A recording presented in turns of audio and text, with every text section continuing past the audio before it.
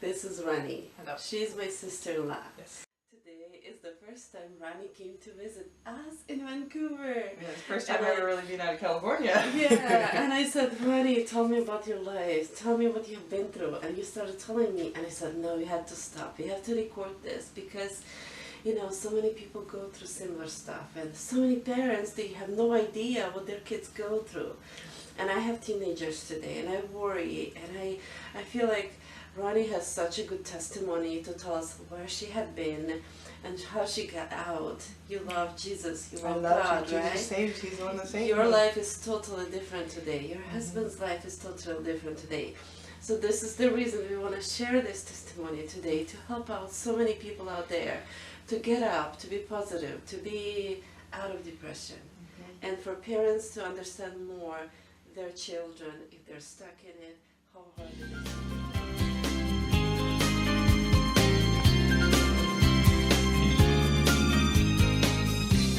Tell me how it all started. Okay. Different drugs, what they are. I have no idea what goodness marijuana gracious. is. I have no idea what other drugs are. Oh, I can give you And how you good. got stuck in it, how you got out, how you met God, and how you are where you are today. Okay. I know you have been through a journey. Yes, definitely. Okay, so my name is Rani Redican-Anischenko. I am going to be 39 June 1st. Oh. Yes. Let's see, my life started out pretty rocky from the beginning. My mom had me a week before she turned 22. I was 6 weeks premature. The doctors told her that I wasn't going to make it, that I had a heart condition. You were 6 weeks? 6 weeks early, yeah. And you had a heart condition? It wasn't a heart condition. Back then I had coilolatresia, which is the webbing between fetuses. You know, they have webbing here, they have webbing here, you have webbing here, and in the throat. That's why doctors check the nose, the ears, and the throat. Well, it wasn't as, the doctors weren't as familiar with it back then, so they thought I had a heart condition when in actuality it was just the webbing in my nose. Yes. And babies' instincts are to only breathe through their nose when they feed and they sleep, so I was having difficulties. So I had tubes in my nose for the first year of my life. And, was it like breathing tube and it's to open the the nasal passage, Oh, I see. so I could breathe and function properly without complications. My mom even said at a year or so I yanked them out of my nose, scared her half to death. So yeah, so that was the beginning. I was in an incubator. I don't know how long I was in the hospital, but it was for a long time. I was born in Ventura, Simi Valley. Down south, LA, California area that way. So was your mom, was she in a happy marriage at that point? My mom wasn't married. Actually, my mom had met a man while she was in the army. They obviously had like a love affair, and she became pregnant, and they wed. My mom went to Georgia to live with him, and he was abusive. And so when he hit my mother when she was pregnant, she left him and came back to California to stay with my grandmother. And my grandmother was a pinnacle point in my life. She was so much to me as a child. She was my savior, my comfort. The only one that made me really feel safe and loved throughout my whole childhood until she passed. Was your grandmother? Was my grandmother. So Rani, like as I see, like you have been dealing with drugs. Your daughter has been. Your mom has been, right? Were your grandma dealing with drugs too, or was she never? You know what? My grandmother was the most amazing woman I'd ever met. Like, I believe she drank, and the marriage with my grandpa, it wasn't the most ideal, perfect marriage because obviously they divorced. They had 4 children altogether. I have my mom and my aunt, who I'm very close to my aunt as well. Yeah, I never met her. Yeah, it's my Aunt Nancy, yes. And then I have 2 uncles, my Uncle Dennis and my Uncle Billy. I really don't know much about them. They were crazy, rabid kids. They put my grandmother through a lot, and my grandpa through a lot, is what I've been told. But my grandmother, I never saw her drink or do anything as a child, and I never saw her with any men. It was always just me and her. Yes. You know?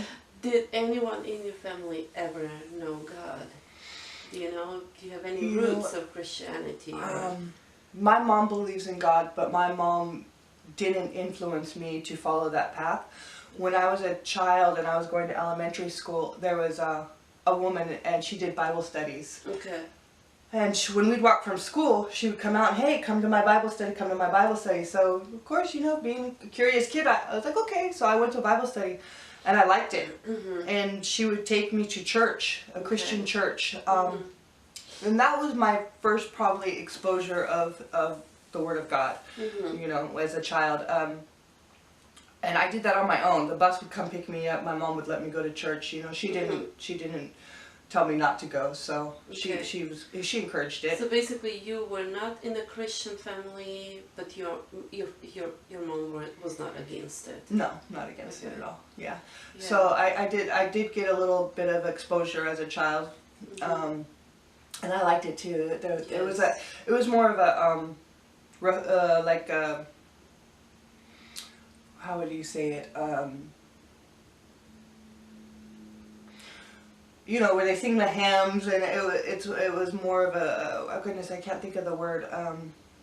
Like a balm for your heart? No, it was more of a classic church, you know, like where the older generation, you know, you sit in your pews, not so much like today, you know, like I've experienced different types of churches now, so yeah, it was just more conformed, I guess you could say. You know, they sing the hymns. It's more of So was it more for older people, but for the older generation? Like it was an older generation church. I mean, we had Sunday school, and there was a small congregation of children, but it was nothing like say Big Valley Grace, which is a church where I live. You know, and they're very large. I had minimal exposure as a child to God. Okay, so tell me what happened. What went wrong? My mom had rough relationships with men. She met my sister's father probably when I was like 4. We were still living in Canoga Park, which is down south of California. And we lived in an apartment complex. And you know, my grandmother, when I was little, she would always come pick me up from daycare, and she worked for Pacific Bell when Pacific Bell was still up and running, and so I would go to work with her. What's the Pacific? It's a phone company. Okay. Wow. Okay. Yeah, it's a phone company. She had a good job with the phone company there. So you remember spending more time with your grandmother than with your mom? Yeah, my grandmother was everything good. Okay. She, like I said, so my grandmother was always with me. You know, I was her angel, I was her baby, and I was her first grandchild. And so she would always come pick me up from daycare. I would always be with her on the weekends. There was a lot of time with my grandmother. I would build blanket forts in the kitchen. You know, she was everything good. I remember her always in her rocking chairs, crocheting. Drinking Pepsis, and she would smoke more cigarettes, and that's how I remember. You know, always crocheting sweaters and blankets, and just with me always when we'd watch movies or certain. But she smoked. She smoked, yes, she did smoke, and she smoked heavily, and so and then we're living in Canoga Park at an apartment complex, and I would always roller skate, and I would go swimming, and you know, my mom would let me go swimming with neighbors in the apartment complex. You know, these are strangers and stuff. And, but they were all very nice. And I think, let's see, so this is when she met my sister's dad. And I think the first actual exposure to something not so right, other than probably my mom's lifestyle, but the first one I really remember that was scary was my mom and Greg, which was my sister's dad, let this man stay with us. And he exposed himself to me and asked me if I wanted to perform certain sexual acts. And I was scared. And luckily I was still a smart little girl. You know, I was like, oh no, I need to go to bed. Oh, I'm tired, you know. How old were you? About 4. And he?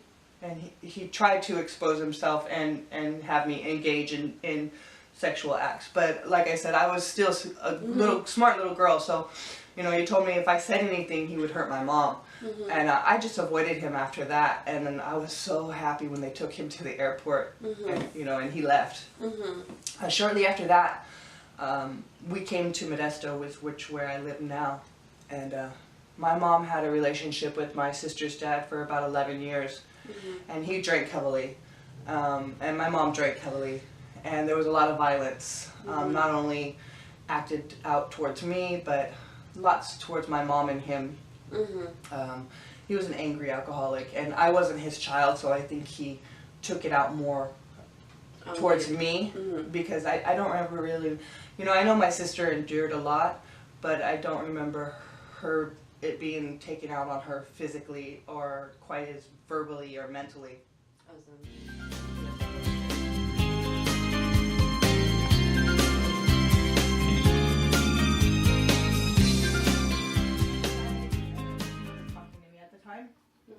Because when I was living with her, I was not such a good girl. I was a bad girl. I started smoking cigarettes. We lived in a mobile home park, so it was a community of people, and I started hanging around with the wrong people. My grandmother taught me how to drive, so I ended up taking her car. How old were you at that point? Gosh, I was 12, maybe 11. I was very little. So you're just the same age as your son. Yeah. Today. Yeah, I was the same age as my son. And my son amazes me because he's he's such a different mentality than when I was at his age. And I'm grateful for that. I'm extremely blessed and grateful for that. So my grandmother wasn't talking to me because I had done that. I broke her heart. You know what I mean? I scared her, and so she sent me to go live with my aunt. And my grandfather was extremely sick. He was dying of brain tumors and lung cancer. And so during his funeral, my Uncle Dennis came and he took my grandma. And he took her to Florida. That's where he lived. He lived in Florida. And a year later, almost to the day, like, my grandma died. And that was sad and devastating. So you were with your aunt at that point. Did your mom want you back home? Oh, I'm sure she did. But I wasn't ready to go back home yet. You didn't want to? No, she eventually came to where my aunt lived and came and got me and brought me home. This was after she left her second husband, Billy. She was working and going to school at the same time. So she came and she brought me back to Modesto. And that's I basically was running amok. I already had that little bit of exposure to bad influences, in life. I was smoking cigarette. This is when I lived in Riverdale Tract, and it's alongside a river. So we would go down and we'd have bonfires, and we'd smoke marijuana, and we'd drink, and it was me and a girlfriend of mine, and we hung around with nothing but boys. And that's where you lived when you lived with your aunt? No, my mom. Your mom? This is after my mom. Your aunt, was she a good lady? My aunt, yeah, she was a very good woman. She is a college-educated woman. She's a good mother. I mean, she's had her own experiences in life, but nothing as extreme, nothing as exposed. Did she take you just because? My aunt loved me. My aunt's always loved me. She was a big part of my childhood too. The positive aspect of it, the safeness of it. Like, my grandmother was always a safe haven for me. Always somewhere I felt loved. Always somewhere I felt special. Unlike the environment with my mom and my stepfathers. So they understood that environment and they were trying to help you out. They knew I was fearful and unhappy in the environment with my stepfathers. The relationship and the abuse I endured, I guess you could say. So at this point you understand how important it is to have a strong marriage. I do. To have one husband once and forever. Yeah, I understand God's law. I understand the reasons why He set down the rules and expectations of a man and woman together in unification. You know what I mean? I get that. Because I didn't have that to witness as a child. I didn't have that kind of exposure to what a relationship and a marriage should be, what a man and woman should be to each other. So basically, your mom lived the life she understood. Yeah, pretty much. Yeah. Well, yeah, she just... I mean, I don't know what kind of marriage my grandfather and my grandmother had. I know my mom said their family life was dysfunctional. And I know they got divorced when my mom was in high school. But she's very vague about all that stuff. I know the siblings, her siblings, and they were all very very cruel to each other, very physical with each other. Like, they threw my Aunt Nancy, or who was it, my Aunt Nancy or my mom? One of the girls got thrown through a sliding glass window at one point in time. You know what I mean? That's scary. Yeah, that's crazy. Wow. So they were very, and I know some other things happened to my mother as a child too, like her and her brother were walking to school, my Uncle Billy, and they were walking, I don't know exactly where, but someone took them off of the trail they were walking and molested them on the way to school, you know.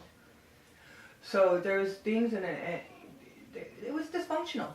And there is a big difference between being born in a Christian, good family, and being born in a family who does not know God. Oh yeah, I believe there is. I believe And there's a huge difference. that's where you were born, and that's where you grew up. Yeah, I grew up in a, like I said, my mom, she didn't expose us to Christ. She didn't encourage it, but she didn't not encourage it. You know, when I was in elementary school, yeah, that's when I was first exposed to the Word of the Lord. You know, with Bible study and then church. And it was lying. I liked it.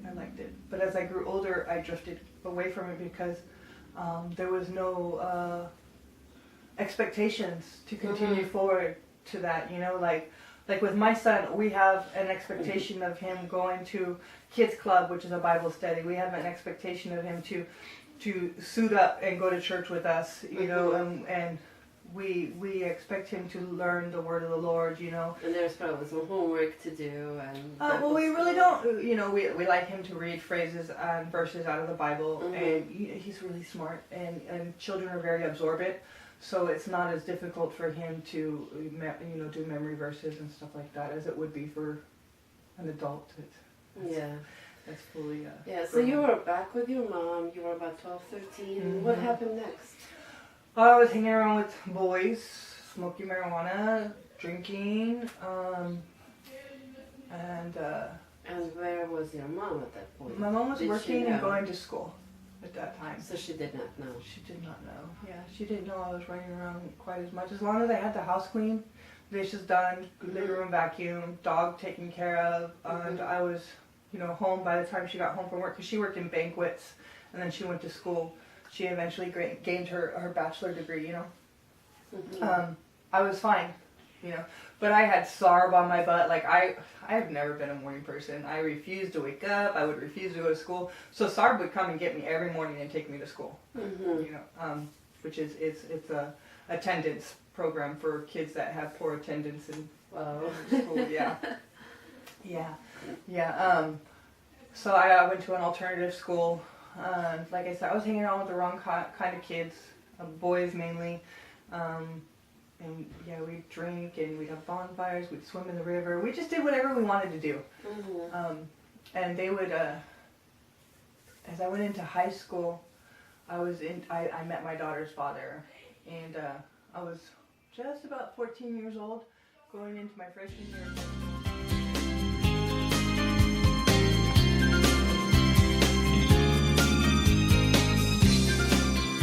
I hung out with, they used to fight dogs, and my daughter's father would fight dogs. He had a big Rottweiler, and they would fight, and he also would fight chickens and stuff like that too. And everybody always told me, stay away from that man. You know, he's a womanizer, he's a manipulator. You know, and well, curiosity got the better of me eventually. You know, and you know, he had lots of weed. I was smoking weed at the time. He had lots of money. He was a drug dealer. He was super sweet and kind to me, you know, very flattering. And I didn't know any better. I had daddy issues. I was looking for that comfort and attention that I lacked so long in my childhood, I think. And so I became involved with this man, and he was 6.5 years older than me. I was 14 and he was 22, which at the time I didn't realize how wrong and inappropriate that was. Because I was so intrigued with the treatment and just the nice things and the nice ways that he treated me and the attention he gave me. You know, I felt special and needed and wanted, and I thought it was love, you know. So after a while of that, eventually, my mom didn't know for the longest time, not until it was really too late. And then I ended up becoming pregnant with him, and I went and I had a pregnancy test at the Planned Parenthood, and I came home and I said, hey, Grandma. You told her? I told my mom, yeah. There was no going around it. Were you scared? I was terrified. I was 14. Or no, 15. Yeah, I was 15, absolutely terrified. I had my best friend Erica with me at the time. So you knew you had to tell your mom. You knew there was something you couldn't hide. Oh, yeah, no. I You just knew you were in trouble.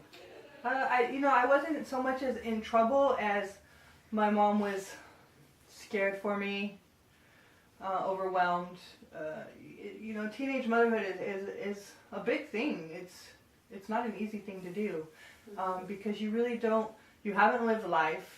You don't have life experiences. You don't have the coping skills. There's just so many elements that is more complicated than what if you were to wait. Like when I had my son, I was much more mentally mature and able to be more patient, and I had already experienced so much of my wayward lifestyle that I was okay and kind of calmed down. When you're 16, you have no experience in life. You just haven't. You haven't seen anything. You haven't done anything. You haven't. It just happened. Yeah, your education is minimal. You have no work experience. There's just so many limitations to being a teenage mother. And not only that, it was an unhealthy relationship. Physically, mentally, verbally. It was very unhealthy. But when I got pregnant is when he started putting hands on me and abusing me physically and mentally. Did mom give you choices? Yeah, when I came home told my mom that I was pregnant, she started crying, sobbing, crying, and she says, "Okay, well you have 3 options. You can have an abortion, you can adopt, or we can keep it." At that time, I was abortion, no way. That was murder in my eyes. It was, and that's when my mom had told me for the first time ever that she had had an abortion when I was a baby, and I was so furious at her. Absolutely infuriated that she had killed a brother or sister of mine. I was so angry with her for a good minute. I was angry. I forgot about that. So I told her there's no way. I would never be able to murder my child. That's the way I saw it. I saw it as murder. Adoption, I knew I would have gained a bond and a closeness to the child that would have been unbreakable by the time of birth, So I was like, that's out of the question, So yeah, our option is having the baby. I didn't know it was a her yet. Yeah. And so that's what I did. Things came a little difficult between me and my mom, because myself trying to claim my independence as a, because I was pregnant, I was having an intimate relationship with an older man, and my mom was still trying to, treat me as her little girl or her child, and I was, teenage rebellion. Yeah, she was trying to do her best, and so I left the house and I went and I stayed with my daughter's father. Like I said, that's when it really started becoming abusive and controlling. In his culture, the way he was raised, women were to be seen and not heard. If there was more than 2 men in a room, you were to excuse yourself. His mother was my only friend. He controlled every aspect of my life. I wasn't able to go to school. I didn't have any friends other than... You were just staying home. All the time. Catering to his whims. But he supported you financially. Oh yeah, he took very well good care of me. I never wanted for anything.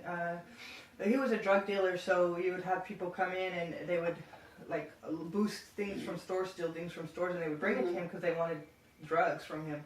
And so I pretty much had pick of anything and everything I wanted. He would buy and give me anything I wanted. I just didn't have freedom or a free mind or free, there's just things I didn't have that came along with that as well. But I needed for nothing. So I had my daughter when I was 16. She was born the exact day of her due date. She was a very difficult labor. My mom was there with me. He was there, but went home because he had actually went out the night before drinking. He physically abused me right as I was in labor, right before I went to the hospital. Finally, I told him, fine, if you don't take me to the hospital, I'll walk to the hospital. And so finally he got up, and took me to the hospital, and I was in labor for sure. So 23 hours later, forceps, very hard labor for a 16-year-old child. My little girl was born, beautiful. So I continued to live with my daughter's father for multiple years.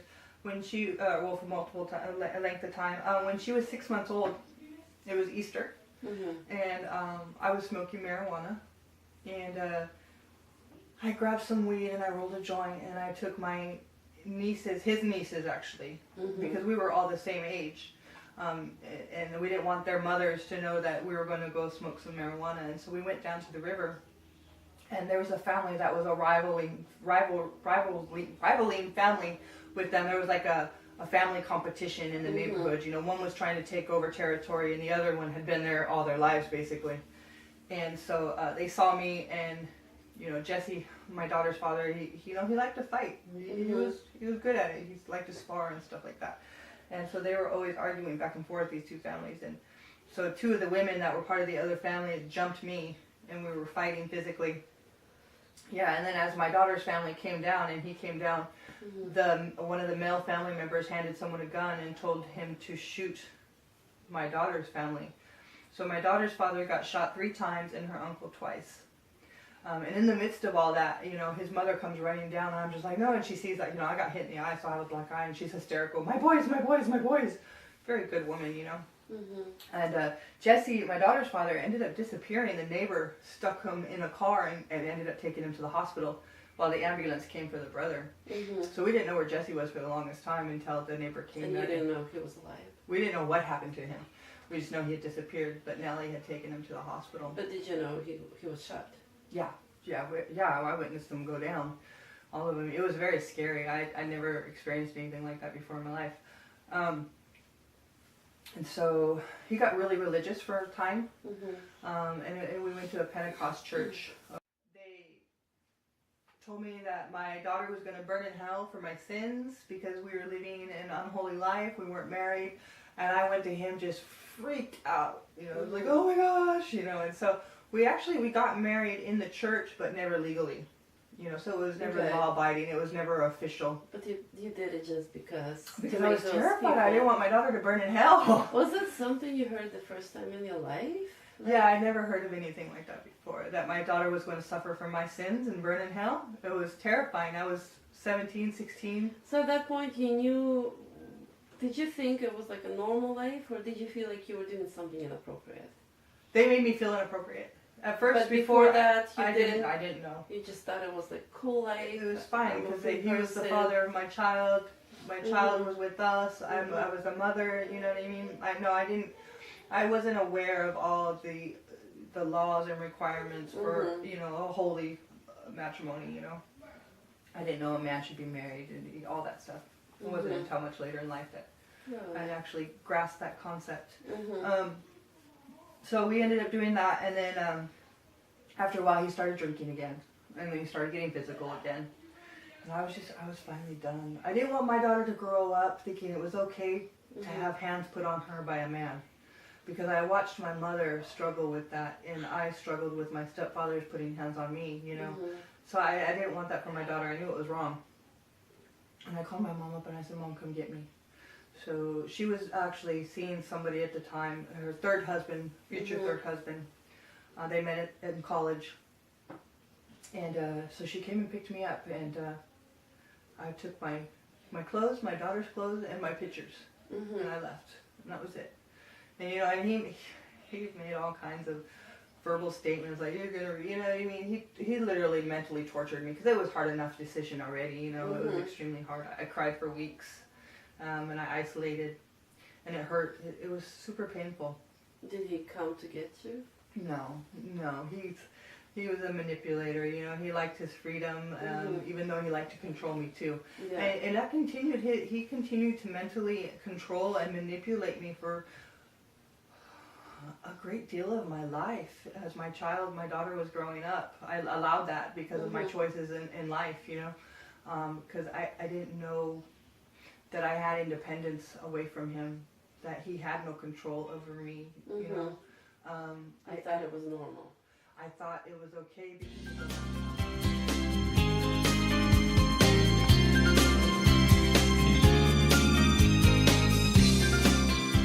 after I left him, I experienced a whole new world of life, you know. I went out and I did things, and I partied, and people paid attention to me, and I experienced so many different things.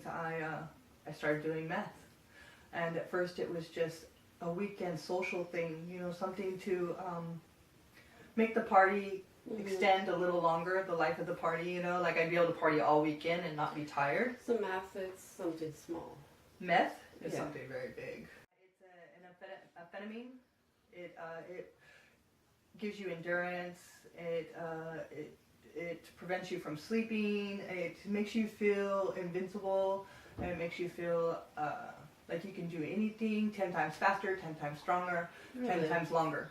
Do you actually do things 10 times faster? You think you do? You think you do? Yeah. And how long, what was the longest period of time you couldn't sleep because of that? I stayed up for 12 days at one time.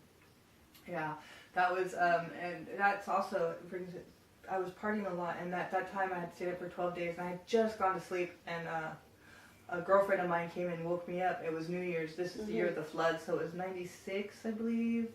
And we went to a rave. And a rave is a huge dance party, and everybody's doing psychedelic drugs, you know. There's acid and ecstasy and anything you could possibly So where think of. was this party held? At someone's house? No, it was actually in a warehouse in the city in Oakland. Oh no, this one was in Oakland Coliseum. That was another rave.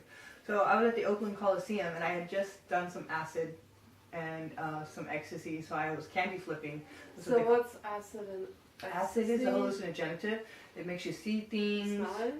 No, it's like a little piece of paper, and it's got a liquid on it, and you put it under your tongue, and it absorbs into your body, and it makes you hallucinate and see colors and trails, and it's a euphoric high, like your body, it just enhances everything 20 times. How long does it last? Anywhere from 12 to 24 hours. So when you go to the party, you do that, you just kind Do of that, stay and there? and you dance all night, and just have lots of fun, and yeah, it's one big free-for-all, basically. Like, are you aware that you need to go home? Are you able to You don't drive? You know you can't drive. You can't. You're not supposed. I wouldn't suggest it. Like, do people understand they cannot drive? Do they drive? Some people just don't care. They don't care. Some Do people they get think in the that- car accidents? Oh, I'm sure. Yeah. So I was at that party, and that one was closed down. And my best friend left me. She left me in Oakland, and so this man, he saved me. Like, he was just like out of nowhere, he appeared. He's like, "Are you okay?" And I'm like, "Ah." So he took me, and we ended up going to. And his friend saved another couple, and his friend saved 2 girls and a guy, and we all met up at their room, and they're like, "Well, let's go to Tahoe," you know. And so I was like, "I'm game," you know. My friend just left me here. Let's go. And so we ended up going to Reno because Tahoe was snowed in because of the weather and stuff, and I ended up losing them. Hallucinating all over Reno. I mean, it was scary. Like, I thought all kinds of crazy things. And where was your daughter at this time? With my mom. And so my mom hadn't heard from me like for 3 days. And I'm stuck in Reno because we get snowed in because of the weather. And she put a national-wide search out on me. Like, she didn't know where I was. And it wasn't like me to not at least check on my daughter, you know. And so I was so out of my mind that I didn't even. And you were there with people you Yeah, and then I lost didn't them. know. Yeah, and I completely lost those people I came with, those strangers I came with that I met at the rave. And I ended up going home with complete strangers. I was lucky enough they were from the same area I was. But did you have like money to pay them, or I was writing a bunch of hot checks. hot checks? Hot checks. Yeah. Oh, Rani. Yeah. And I finally went to sleep. And when I went to sleep, all the people that were following me and all the things I was seeing, they just went away. And my state of mind kind of came back, you know, because I was suffering from not only the influence of drugs and hallucinogens, but also sleep deprivation. That's scary. Yeah, it's more scary now than then. So you're saying when you use the drugs and you see things, is that like scary? Like people are gonna kill you? You feel like someone is running after you? Or I felt like people were like police, you know, feds and stuff. I thought they were coming after me because I was writing hot checks. And I would see people in Reno that were actually here where I lived. There was no way. They were like, I could have sworn there was a waitress there, and she was a friend of mine that actually lived in Modesto. And so the people at the restaurant I was sitting at must have thought I was insane, you know. You would talk to them like you know them. Yeah. So, and I hid under a stairwell for like 3 hours thinking that there was informants running up and down the stairs looking for me, talking about me. Yeah. It was a trip. So I finally came home, and my mom told me, she put a nationwide search out on me. My mom was always very terrified that she would be called from the morgue to come down and identify my body when I was in my addiction, because I was one of the most extremist dope fiends I probably was, extremely promiscuous. I had no respect for my body or for myself. I didn't know my body was a gift, and I didn't know how to love myself. So throughout my addiction, I ended up going in and out of jail for the use of drugs, paraphernalia, possession, things like that. At one point in time, my mom was married to her husband. They lived out in Patterson. At one point in time, I was in jail, and I was at the honor farm. And this honor farm was actually it was a co-ed for men and women. And so they had the women in one barracks, and they had a bunch of men over here and a bunch of men over here in different barracks, fenced-in barracks. But they would walk us women through the two barracks and into an NPR room where we'd go and we'd find out what our daily job was. We'd go do laundry, we'd go do landscaping, things like that. And so they'd be walking us through, and one day I heard this man tell me, "Smile, it's not so bad." That was how I met my son's father, was incarcerated, which is that's. How old were you at that point? At that point in time, let's see, I had my son when I was 28, so I was probably 26, 27, somewhere around there. And so I stayed in there. I was in there for quite some time, and we would correspond back and forth. So we formed a mental connection and a romance through pen and paper. Which I had never experienced before. It was there was a physical attraction, but it was more of a mental stimulation than anything, because we communicated more than I probably had ever communicated with a man in my life before. We shared likes and dislikes and experiences, and it was just. And you were in a similar situation. Yeah, so similar situation. Yeah. And I've always had a thing for foreign men, I think. He was Hawaiian and Sioux Indian, so he had a very distinct look.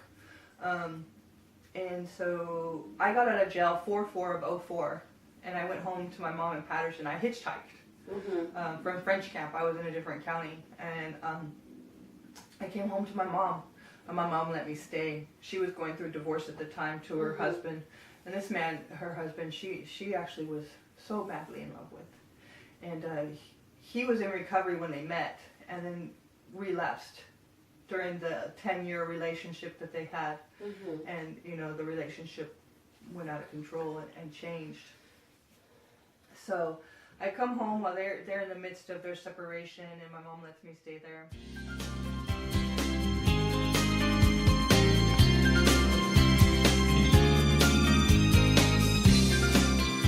Yeah, so I'm struggling with my addiction at this time. My mother lets me come home, and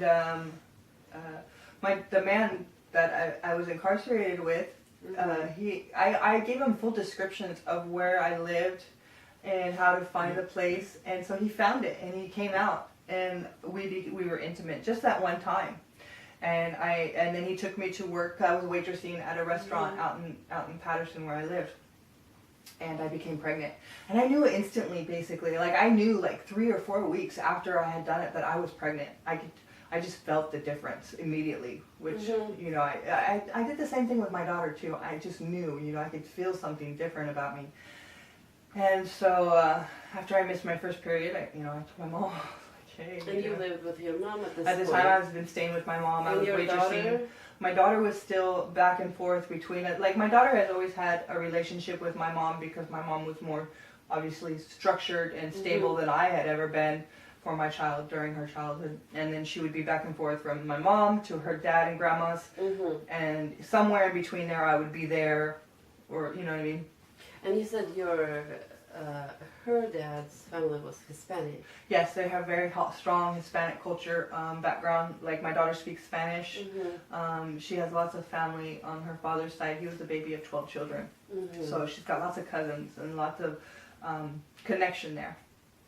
I don't really have a large family or any type of family connections and experiences because I never had that in life. You only have one sister. I have 2 sisters. I have one from my father too. Actually, I have more. I have 2 sisters from my father and a brother from my father. But my younger brother and my younger sister I've never met. My other little sister is the same age as my sister from my mom. I met once. So yeah, I have siblings, but my sister Silver, my mom's daughter, is who I grew up with. Yeah, so my daughter is back and forth with us, and I come to my mom and I tell my mom that I'm pregnant. And she obviously gives me those options again.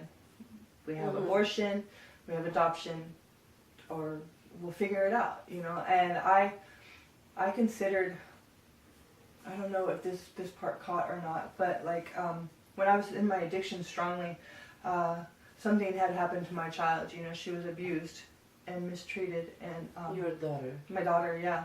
And I blamed myself, and I was in my addiction, and the police blamed me, and everybody else blamed me, and it was my fault.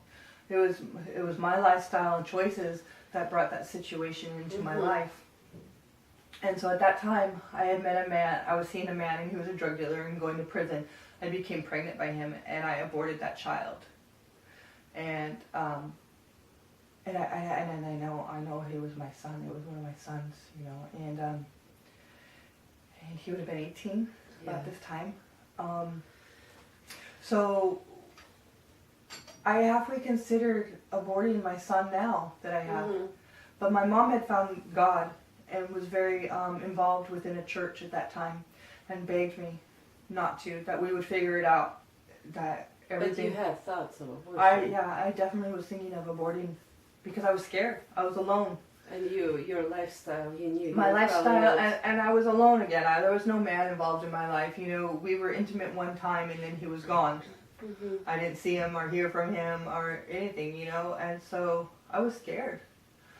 And during this time, my mom was experiencing, you know, a separation from her husband, and she was on Xanaxes and anti-anxieties and stuff like that. And she overdosed on some Xanaxes. Very addictive. They're very dangerous. Basically, drugs the doctors prescribe. Basically, yes. Whoa, and she pharmaceutical overdosed. drugs, yeah, and she overdosed on it and had like a mental breakdown. Like she overdosed just by mistake or on purpose? She took a whole bottle of Xanax, which is extremely dangerous. Was it just because she couldn't handle it anymore? Yeah, her mental stability was, she was so heartbroken over her husband. She truly loved this man. And it just really, it really broke her up and destroyed her inside, you know, emotionally. She went into a rehab. And so she was there for 28 days. And within that 28 days, I was so terrified, and I still had a lot of addictive mentality and addict's way of thinking. So at that point you decided you're not going to abort the baby. I'm not going to abort the baby, I'm going to keep the baby. But when my mom overdosed, I saw that as an opportunity of God's will. And I was like, okay, so I'm gonna go and I'm gonna go use drugs again, because I had some sobriety time, you know. I was trying to battle with recovery, and so I was like, okay, I'm gonna go use drugs for these 28 days that my mom is in rehabilitation, and if God takes this baby from me, so be it. And if God doesn't, I will be right by this child from here on out after my mom gets home from rehab. Well, I was already receiving prenatal care from a physician, you know, and I had shared my history of addiction with them. So I wasn't even, I didn't even realize that they were testing my urine, because I would have to give them a urine sample every time I came in. And I didn't do that with my daughter. And so, but I didn't think anything of it, you know what I mean? I figured it was because of my previous addiction, that they were just trying to monitor my, you know, my pregnancy a little closer because of my, my addiction. Well, I ended up testing positive for marijuana and methamphetamines. And this was, it was in my second trimester. And they said, okay, so a public health nurse is going to come out to your house. You're going to be, like I was supervised for the rest of your pregnancy, and you'll be supervised for a year after your child was born. And I was like, oh my gosh, my mom and my sister are going to find out. So you knew they found out. I knew they were going to find out. So I had my mother's car, and I ended up taking my mom's car and hiding out. Like, I put her car under tarps and everything because I was terrified. I turned my phone off so that they couldn't find me. And I was out in my elements of addiction, using, nobody knew I was pregnant either. So, Mm-hmm. these people that were doing drugs with me didn't know I was pregnant. Didn't know exactly what was going on, but they knew they knew I was doing bad. I was Mm-hmm. hiding out. But they helped me. So my mom was scared to death and worried, and my sister was so angry with me because when I came home, I ended up coming home on my daughter's 10th birthday. Because I knew it was time. And when I came home, my sister was so infuriated with me. So She was like, you knew it was important to be there for her. yeah, my daughter's 10. Yeah, my daughter, even though I may have not have been the best parent or mother, like my love has never been anything but pure. I've always had Mm-hmm. nothing but love. But when you're in your addiction, you're selfish and self-centered, and it supersedes anything of any one of your desires. You may want to be there for your children and do for your children, but the desire to feed your addiction is overpowering. You can't fight that desire. It's extremely hard. Mm-hmm. So that's something you have to feed constantly. So I came home, and my sister, like I said, she was furious with me. My mother was more consoling and compassionate, but she's like, "How dare you? That baby has no choice." You know what I mean? My sister's a nurse, Mm-hmm. so she was just. I went into rehab that very next day, and I stayed clean for almost 5 years. I had my son. I was very isolated. Mm-hmm. The only people I really hung around with was my mother. We moved out of the house that we were in. The divorce was finalized. We had our own place. I did what they wanted me to do with the public health nurse. I met with her Mm-hmm. regularly, and I did everything that they required of me. I had my son. I had to be induced. He didn't want to come out. He wanted to stay in mama. He was nice and warm. So they induced me, and I had him March 19th, 2005. And he was healthy. He was beautiful. Yeah. He is beautiful. Today he is what? He's 12 years old today. Very strong-willed boy. Very independent, very creative. He's a good boy. I'm grateful. Rani, I have this question for you. Like, I know on one side there are drugs, there's all this mess, but on the other side, single mom. How hard is that? It's hard. It's lonely. A lot of it, like with Caden, my heart always broke for him because I know what a good kid he is, Mm-hmm. and I know that he so deserved a father figure and a man in his life that wanted to be there because he's such a good kid. That's something that always broke my heart. Mm-hmm. Because he never had that. He just had me. He's been surrounded and raised by women all his life, and that gives him a sensitivity and he's very passionate. Mm-hmm. But I always felt that was unfair for him. Did you ever feel like you were overwhelmed with your life?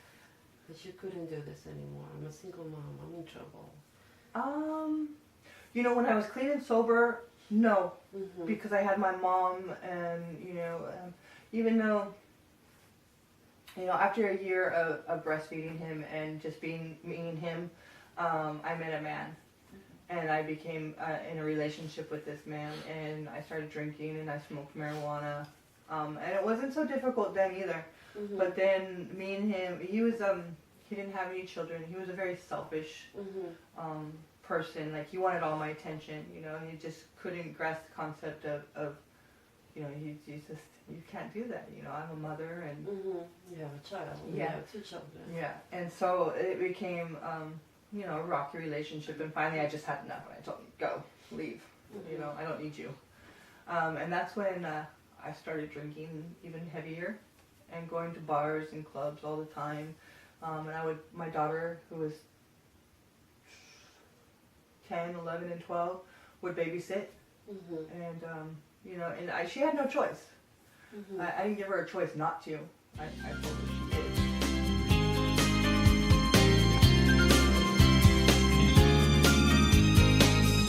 And so I started drinking a lot, and I was extremely depressed. I was a binge drinker, a pot smoker, lonely, and I ended up starting to do coke again. That's how I started my addiction again. After cocaine, after being in recovery for so long. I was in dry recovery, is what they call it, because I wasn't doing my drug of choice, but I was still drinking and smoking marijuana, smoking cigarettes. And cocaine? Yeah, so I started doing cocaine again, because I was just so drunk. And what do you do with that? I snorted it personally, but you can do it. You can snort it, you can smoke it, you can shoot it, and it's cocaine is a natural it's a natural drug. It's like it's a cocoa leaf, and they produce the cocaine out of that. When methamphetamines crystal it's a man-made. It's poisons. I mean, they're all poisons, but one is from nature and one is created by chemicals underneath your sink. And so I started doing that, but I didn't like the way cocaine would numb my throat, and then it would make me feel like I had a cold. I would call it the 3-day cold. And so I went back to what I knew. And cocaine's high is not as long as what crystal meth would be. The extent of the high is so much different. And so I went back to what I knew, and I started doing crystal again, meth. And that's where it all started for my addiction again. So for this time, instead of being a dope fiend, I was a drug addict. I mean, a drug dealer. And I sold a lot of drugs. I sold large quantities of drugs. Did you ever bring those drugs home? Oh, yeah. Yeah. Could kids get hold of it? I would keep them in a safe, and I always had like a bag, that had everything I needed. My bags to sell drugs, my scales, my paraphernalia to do my drugs, stuff like that. So if the police ever came to your house and found it, what would happen to you? I would go to jail. For a long time? I have gone to jail because police probation. And luckily they didn't find any large quantity of drugs at that time or anything like that. They just found a pipe, and my room was clouded from smoke because I was smoking. And my son was playing with the neighbor, and they took me to jail. My son had to call my mom to come get him. How old was he? 6, maybe? Yeah. Yeah, so... And they had to come, they arrested me right in front of them. And how old was your daughter at that point? Oh, at that point she was 17? She was at the age of a headache. She was 17, somewhere around there. This is when she had already met her daughter's father at this time. Her children's father. With you or with him? Back and forth. We were arguing a lot. And why were you arguing a lot? Well, because she was making choices like I made, smoking marijuana, hanging out with boys.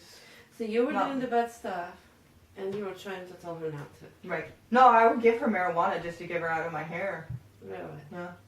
And when I would crash out and go to sleep, and my customers would come by the house, she would put rubber gloves on and she would weigh my product out and get rid of it for me because I was sleeping and couldn't conduct business, and she knew that's how we survived. So my daughter was exposed to a lot of elements, not only through childhood but teenage life, and as a young adult she's been through so much too. So yeah. So after that, I was a drug dealer. I was in a relationship with a notorious keys boy, as they would call him, which are he was a group of boys from a little town, and they were very well known for their brutality and their criminal activity. And so as being a drug dealer, there's a lot of dangerous aspects of that, especially the quantity of drugs I carried on me, the quantity of drugs I got rid of, and the element of people that I hung around with. There could have been a lot of different ways my life could have turned. I could have been robbed. I was in a relationship with a notorious criminal man, and he was in jail. And you were 26. No, I had already had my son, so I was in my 30s at this time. And you were dealing with teenagers, like people who would use drugs. Teenagers, drug addicts, drug dealers, all different elements. Experienced. Oh yeah. I was definitely a veteran. So at this time, the man that I'm involved with, he's incarcerated. And I would send him drug letters through mail into the facilities, into the jail facilities. And when he was in prison, I would send him heroin documents, like they would be vanilla folders with court documents in it, and I would roll out a gram of heroin so thin, and I would tape it to a court document, like thick documents, you know, and I would mail it to him under false pretenses that it was like from a lawyer or something like that, and that's how he would get his heroin into prison. And the size of a match tip of heroin goes for a good amount of money in the prison facilities and stuff. So I pretty much took care of him in prison, out of prison, you know, all to be, it was just, he was just using me, you know, to get what he needed for his own lifestyle and way of life. Did you know he was using you? Not at the time. At that time, I thought I was in love. Were you in love? Yeah, I was in love. Yeah, I thought I was anyways. I don't think I've really experienced what real love is until I met my husband. Now my husband. And who's now your husband? My husband now, his name is Rani Redican-Anischenko. Rani Redican-Anischenko, that's my husband's brother. That is your husband's brother. I think we're going to meet him in a few minutes, but let's finish what happened to you next before you... Okay, so I was a drug dealer. I was being, at this time I'm in and out of jails. And not because I've been charged with multiple different offenses or anything, it's because I was a catch me if you can kind of girl. I was on probation, and I would violate my controlling cases. And if you violate, they'll bring you to jail, you know, because you're supposed to, of course, you're supposed to do what they want you to do. You're supposed to have communication with them and report to them and do what, you know, you're a property of the government if you are on probation. You have no real free will. Yeah. You're, you know, you answer to the law. Basically, you become no free anymore. Basically, yeah. You're not a free person. You're definitely not a free person. Especially if you have to answer to the authorities. You lose your freedom. You lose your freedom. Yeah, and there's so many other things that, you know, like if you are in contact with someone that has been incarcerated or prisoner or has a criminal background, like you have a criminal background, that's also a charge, you know, that's against the law. You're not allowed to hang around with people that are like you, which... When you're a person like that, those are all the people you hang around with, are people like you. So I was in and out of jail all the time on probation, violations and stuff like that. And at this time, let's see, I lost my house. I lost the man I thought I loved. I was at a loss of life. You know, I was extremely depressed and suicidal, and I began to hate life. I would have good points and bad points. My career, my drug dealing career would have a high and then a low. It's a very iffy type of endeavor in life, you know. And so, you know, myself, when I go to jail, I bring quite a large quantity of drugs sometimes in jail, and that's just how it was. So you would go visit? No. I would go visit jail. I would be in jail, and I would bring. I was lucky enough never to be caught with any large amount of quantity of drugs on me, and that's because I would hide the drugs so well the cops couldn't find it. I'm not gonna, I'm not gonna go into detail of how you do that, but it's degrading and it's unhealthy and it's unsafe, and people do it all the time. You know, but it kept me from being charged with trafficking, with sales, you know, to where I only kept that misdemeanor, and which was a felony which eventually turned into a misdemeanor for me. Praise God. I didn't have those massive felonies on my criminal record.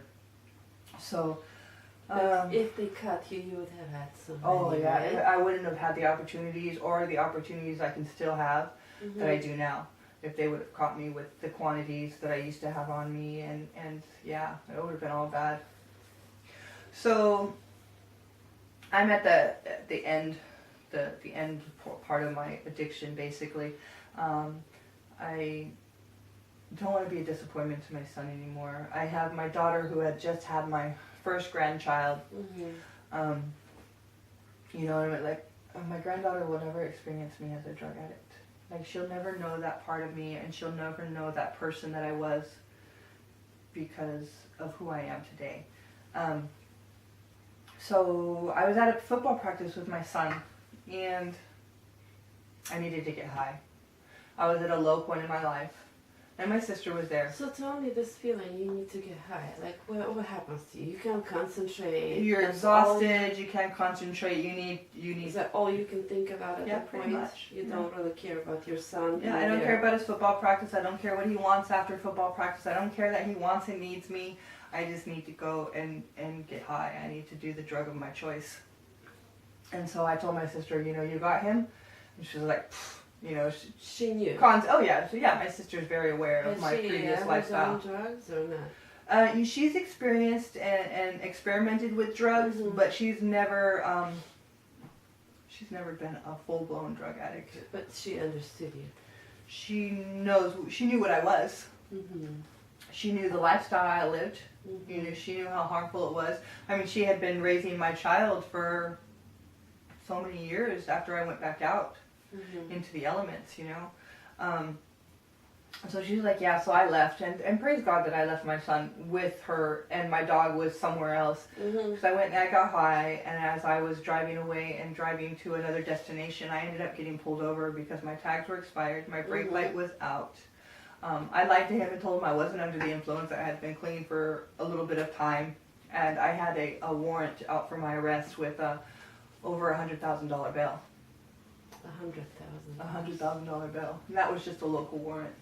Yeah, so they took me to jail. They were looking for you. Oh, yeah. Yeah, it's a matter of time, you know, that before you get caught up, if you have a warrant or any type of criminal background. If you're going to continue to live that lifestyle, it's just a matter of time before you get caught up by the law. You know what I mean? It's a cat and mouse game. So they arrested me and took me to jail and pounded my car. And at that point in time, let's see, I was in H unit, which is a facility where they keep you and hold you before they figure out what they want to do with you. And I had two crazy roommates. One was younger, one was older. One was on drugs still, and the other was just kind of crazy. And so they came and went. And then my third roommate, she was a turn-in. So she had done something in her past and went to court to rectify it, and they gave her a date to turn herself in, and that's what she did. She was a member of a locally known church called The House, and I know God sent her there for me. I know God knew it was time for me to change, that He knew that I was ready for change, because He put her there in my life, and she started sharing about God. And at this time, you know, for the longest time, I was an atheist. For everything that I had experienced and everything that I had went through, I was angry at God. I didn't understand Him. I didn't want to understand Him. I just blamed Him for everything. And you didn't understand that what you were doing sometimes was wrong. Yeah, I didn't understand. Well, I knew what I was doing was wrong, but I didn't know why God would allow other things to happen in lives if He was the Almighty God.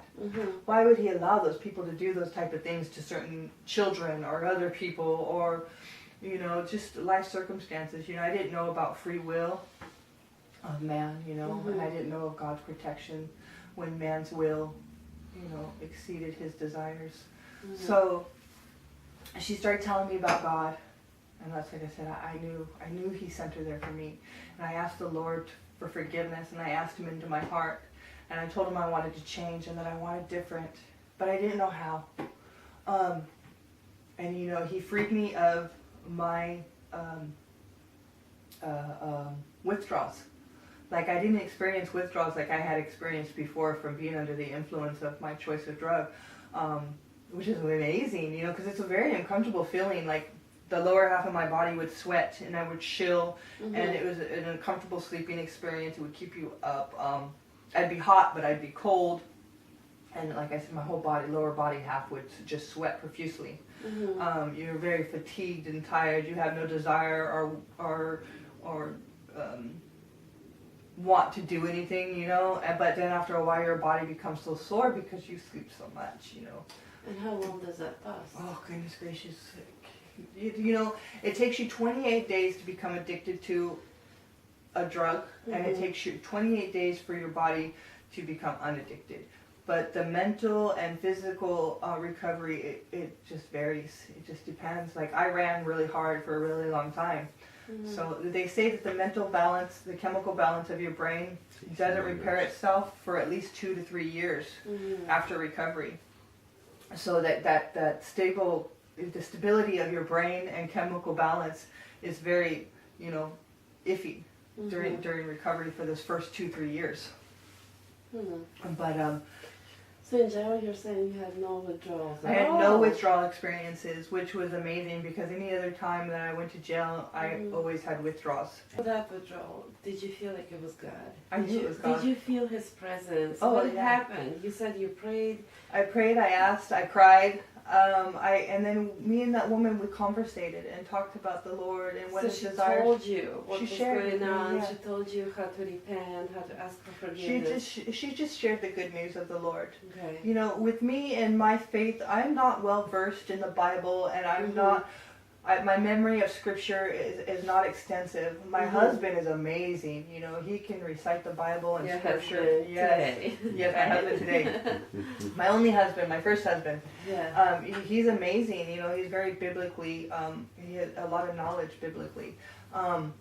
With me, it's more of a blind faith, because I've experienced His grace, and I've experienced the change that can happen when you draw close to the Lord. She shared the good news of the Lord. She let me know that He was waiting for me, and that all my sins could be forgiven, and I could live a different way, and that He would help and guide me. And you as long as her. I knew, I just knew this time. I knew I wanted something different, and I knew nothing else worked. So what other choice did I have but to give God a chance?